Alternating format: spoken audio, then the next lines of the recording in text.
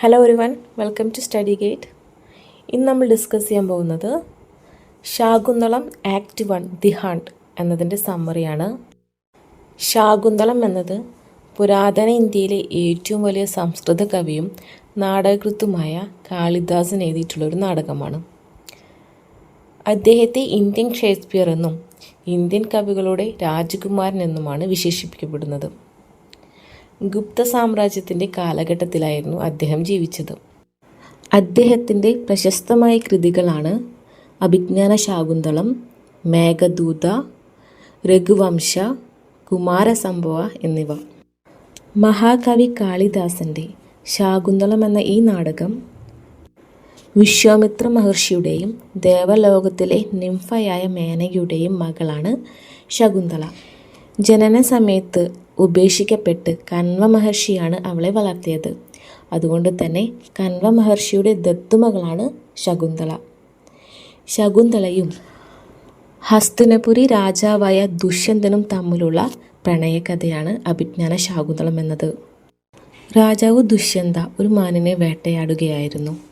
അമ്പ് വിടാൻ നേരത്ത് 2 സന്യാസിമാർ അദ്ദേഹത്തെ അമ്പ് ചെയ്യുന്നത് വിലക്കുന്നു. ആ മാൻ ആശ്രമത്തിൻ്റേതാണെന്നും അതിനെ വേട്ടയാടരുതെന്നും അവർ പറയുന്നു. രാജാവ് അവരുടെ വാക്കുകൾ അനുസരിച്ച് ആ മാനിനെ വിട്ടയക്കുന്നു. തുടർന്ന് ആ സന്യാസിമാർ അദ്ദേഹത്തെ അവരുടെ കണ്വമുനിയുടെ ആശ്രമത്തിലേക്ക് ക്ഷണിക്കുന്നു. തുടർന്ന് രാജാവ് അവരുടെ ആശ്രമത്തിലേക്ക് പോകുന്നു. അവിടെ വെച്ച് അദ്ദേഹം ശകുന്തളയെ കണ്ടുമുട്ടുന്നു. ശകുന്തളയുടെ സൗന്ദര്യവും കാരുണ്യവും രാജാവിനെ ആകർഷിക്കുന്നു. പിന്നീട് അവർ തമ്മിൽ സ്നേഹത്തിലാവുകയും ഗന്ധർവ വിവാഹം മുഖേന അവർ വിവാഹം കഴിക്കുകയും ചെയ്യുന്നു. രാജാവ് തിരിച്ചു പോകുന്നതിന് മുമ്പ് അവൾക്കൊരു മുദ്രമോതിരം സമ്മാനമായി നൽകുന്നു. രാജാവ് ദുഷ്യന്ത തൻ്റെ രാജ്യത്തേക്ക് മടങ്ങിയപ്പോൾ ശകുന്തള അദ്ദേഹത്തെ ഓർത്തിരിക്കുകയായിരുന്നു. അപ്പോൾ ദുർവാസമുനി ആ വഴി വരികയും ശകുന്തള അദ്ദേഹത്തെ അഭിവാദ്യം ചെയ്യാൻ വിസമ്മതിക്കുകയും ചെയ്യുന്നു. അങ്ങനെ ദുർവാസമുനി അവളെ ശപിക്കുന്നു. ഇത് ദുഷ്യന്തൻ അവളെ പൂർണ്ണമായും മറന്നു പോകാൻ കാരണമായി. പിന്നീട് ശകുന്തള ഗർഭിണിയാവുകയും രാജാവ് ദുഷ്യന്തൻ്റെ കൊട്ടാരം സന്ദർശിക്കാൻ തീരുമാനിക്കുകയും ചെയ്യുന്നു. പക്ഷേ അവിടേക്ക് പോകും വഴി ശകുന്തളയിൽ നിന്നും ആ മുദ്രമോതിരം നഷ്ടപ്പെടുന്നു. അതൊരു മീൻ വിഴുങ്ങുന്നു. ശകുന്തള രാജാവിൻ്റെ കൊട്ടാരത്തിലെത്തുമ്പോൾ അദ്ദേഹം അവളെ തിരിച്ചറിയുന്നില്ല. അങ്ങനെയിരിക്കെ അവസാനം രാജാവിന് ആ കളഞ്ഞുപോയ മോതിരം കിട്ടുന്നു. ആ മോതിരം കാണുമ്പോൾ അദ്ദേഹത്തിന് ശകുന്തളയെ ഓർമ്മ വരുന്നു. ദുർവാസമുനിയുടെ ശാപം തകരുന്നു. പിന്നീട് ശകുന്തളയും രാജാവ് ദുഷ്യന്തനും വീണ്ടും ഒന്നിക്കുന്നു. അവരുടെ മകൻ ഭരതൻ ഇന്ത്യൻ രാഷ്ട്രത്തിൻ്റെ പൂർവികനാവുകയും ചെയ്യുന്നു. ഇതാണ് ശാകുന്തളത്തിൻ്റെ കഥ. നമുക്ക് ഈ ചാപ്റ്ററിൽ പഠിക്കാനുള്ളത് രാജാവ് ദുഷ്യന്തനും ശകുന്തളയും കണ്ടുമുട്ടുന്നത് വരെയാണ്. കാളിദാസൻ്റെ ശാകുന്തളം എന്ന നാടകം മനുഷ്യരും മൃഗങ്ങളും സസ്യങ്ങളും തമ്മിലുള്ള സമാധാനപരമായ നിലനിൽപ്പിൻ്റെ ഉജ്ജ്വലമായൊരു ചിത്രം അവതരിപ്പിക്കുന്നു. അപ്പോൾ നമുക്ക് ചാപ്റ്ററിലേക്ക് കടക്കാം.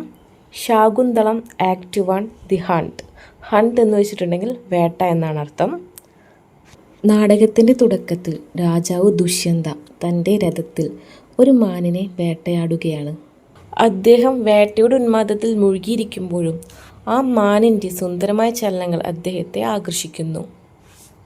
രാജാവ് അമ്പുവിടാൻ പോകുമ്പോൾ പിന്നിൽ നിന്ന് ഒരു ശബ്ദം അദ്ദേഹത്തിന് മുന്നറിയിപ്പ് നൽകുന്നു.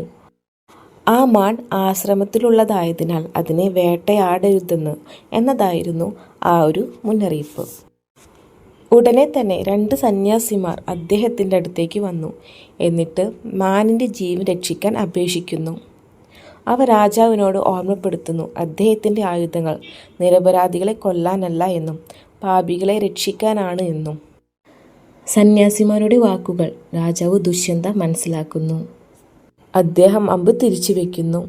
സന്യാസിമാർ അദ്ദേഹത്തിൻ്റെ കരുണയും നീതിയും പ്രശംസിക്കുന്നു. അതൊരു മഹാരാജാവിൻ്റെ ഗുണമാണെന്ന് അവർ പറഞ്ഞു. സന്യാസിമാർ അദ്ദേഹത്തെ മാലിനി നദീതടത്തിലെ കണ്വമുനിയുടെ ആശ്രമത്തിലേക്ക് ക്ഷണിക്കുന്നു. അവിടെ കണ്വമുനിയുടെ ദത്തുമകൾ ശകുന്തളയാണ് അതിൻ്റെ പരിപാലികയെന്നും കണ്വ ഇപ്പോൾ യാഗത്തിനായി മറ്റൊരിടത്തേക്ക് പോയിരിക്കുന്നുവെന്നും അവർ പറയുന്നു. രാജാവ് ദുഷ്യന്ത ആ ആശ്രമം സന്ദർശിക്കാൻ തീരുമാനിക്കുന്നു. സന്യാസിമാർ അവരുടെ യാഗത്തിനായുള്ള വിറകുകൾ ശേഖരിക്കാനുള്ള യാത്ര തുടരുന്നു. രാജാവ് രഥസാരഥിയോട് ആശ്രമത്തിലേക്ക് പോകാൻ പറയുന്നു. മാലിനി നദീക്കരയിലെത്തുമ്പോൾ അദ്ദേഹം ആ പുണ്യസ്ഥലത്തിൻ്റെ ശാന്തിയും വിശുദ്ധതയും ആസ്വദിക്കുന്നു.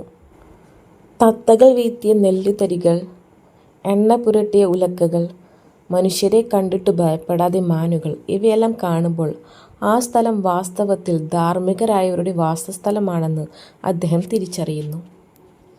രാജാവ് മനസ്സിലാക്കുന്നു തൻ്റെ രാജവേഷത്തിൽ ആശ്രമത്തിലേക്ക് കടക്കുന്നത് യുക്തിയല്ല എന്ന്. അതിനാൽ തൻ്റെ ആഭരണങ്ങളും വില്ലും അഴിച്ച് രഥസാരഥിക്ക് അദ്ദേഹം കൈമാറി. അതിനുശേഷം സാഹസികമായി ആശ്രമത്തിലേക്ക് കടന്നു. അവിടെ ആരോ സ്ത്രീകളുടെ ശബ്ദം അദ്ദേഹം കേട്ടു. അദ്ദേഹം ആ ശബ്ദം കേട്ടു ആ ദിശയിലേക്ക് നീങ്ങുന്നു. ആ ശബ്ദം ശകുന്തളയുടെയും അവളുടെ 2 സഖിമാരായ അനസൂയയുടെയും പ്രിയംവദയുടെയും ആയിരുന്നു. അവർ വെള്ളം നിറച്ച കുടങ്ങളുമായി മരങ്ങൾക്ക് വെള്ളം കൊടുക്കാൻ ആ ദിശയിലേക്കായിരുന്നു വരുന്നുണ്ടായിരുന്നത്.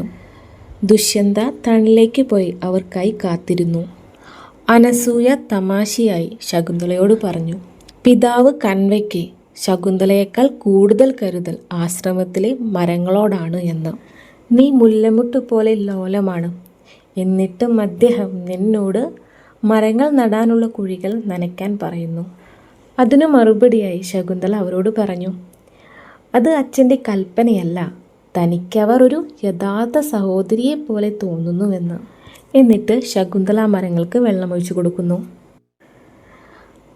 പ്രിയംവദ കൂട്ടിച്ചേർക്കുന്നു, വേനൽക്കാലത്ത് പുഷ്പിച്ച വൃക്ഷങ്ങൾക്കല്ലാതെ പൂത്തു കഴിഞ്ഞവയെ നനയ്ക്കുന്നതാണ് കൂടുതൽ പുണ്യമെന്ന്. ഇതൊക്കെ രാജാവ് മറവിൽ നിന്ന് നോക്കിക്കൊണ്ടിരിക്കുകയായിരുന്നു. അദ്ദേഹത്തിന് മനസ്സിലായി, അതാണ് ശകുന്തള, കൻവമുനിയുടെ മകൾ. ഒരു മാമ്പഴമരം തന്നോടെന്തോ സംസാരിക്കാൻ ശ്രമിക്കുന്നു എന്ന് പറഞ്ഞുകൊണ്ട് ശകുന്തള അതിൻ്റെ അടുത്തേക്ക് പോകുന്നു. അപ്പോൾ പ്രിയംവദ ശകുന്തളയോട് പറയുന്നു, നിന്നെ അവിടെ കാണുമ്പോൾ ഒരു വള്ളിച്ചെടി മാമ്പഴത്തിൽ പറ്റിപ്പിടിച്ചിരിക്കുന്നത് പോലെയാണ് തോന്നുന്നതെന്ന്. അപ്പോൾ അനസൂയ ശകുന്തളയോട് പറയുകയാണ്, നീ തോട്ടത്തിലെ വെളിച്ചമെന്ന് പേരിട്ട മുല്ലവള്ളി ഇതാ ഇപ്പോൾ അവളുടെ ഭർത്താവായി ആ മാമ്പഴത്തെയാണ് തിരഞ്ഞെടുത്തിരിക്കുന്നതെന്ന്. ശകുന്തള അപ്പോൾ അവളോട് പറഞ്ഞു, അവർ നിന്നെ മുഖസ്തുതിക്കാരനെന്ന് വിളിക്കുന്നത് എന്തുകൊണ്ടാണെന്ന് തനിക്ക് മനസ്സിലായി എന്ന്. രാജാവും ആ മുഖസ്തുതി സത്യമാണെന്ന് മനസ്സിൽ പറയുന്നു. രാജാവിനെ ശകുന്തളയുടെ സൗന്ദര്യവും ലാളിത്യവും ആകർഷിക്കുന്നു. രാജാവ് തന്നോട് തന്നെ പറയുന്നു, അവളുടെ കൈകൾ മൃദുവായ തളിരുകൾ പോലെയാണ്. അവളുടെ ചുണ്ടുകൾ ചുവന്നതും ചൂടുള്ളതുമായ പുഷ്പങ്ങളാണ്. മോഹിപ്പിക്കുന്ന യൗവനം അവളുടെ രൂപത്തിൽ സൗന്ദര്യത്തിൽ വിരിയാൻ തുടങ്ങുന്നു എന്നെല്ലാം. ശകുന്തള സന്തോഷത്തോടെ ആ മനോഹരമായ ജോഡിയെ സമീപിക്കുകയും നോക്കുകയും ചെയ്യുന്നു. എന്നിട്ടവൾ പറയുന്നു, എന്തൊരു മനോഹരമായ ജോഡിയാണ് അവർ ഉണ്ടാക്കുന്നത്. മുല്ലപ്പൂ അതിൻ്റെ പുതിയ പൂക്കളിൽ യൗവനം കാണിക്കുന്നു.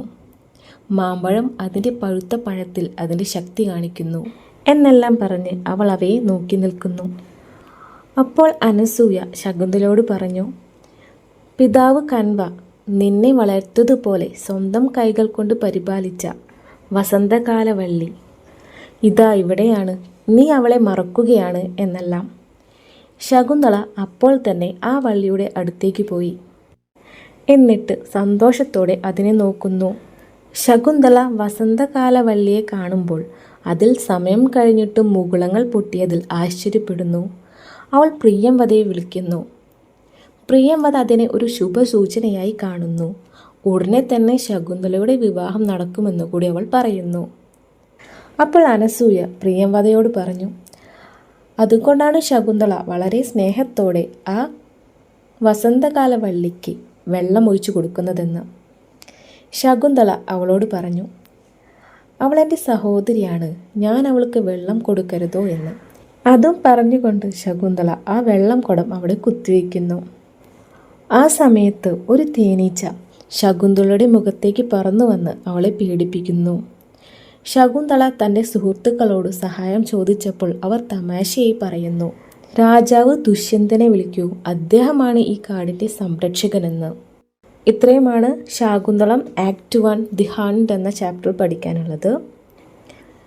ഈ ചാപ്റ്ററിൻ്റെ സമ്മറി ഒന്ന് ചുരുക്കി പറയുകയാണെങ്കിൽ, കാളിദാസൻ്റെ ശാകുന്തളം ആക്ട് 1 ദി ഹണ്ട് എന്ന ഈ ഒരു നാടകത്തിൽ രാജാവ് ദുഷ്യന്ത ഒരു മാനിനെ വേട്ടയാടുകയാണ്.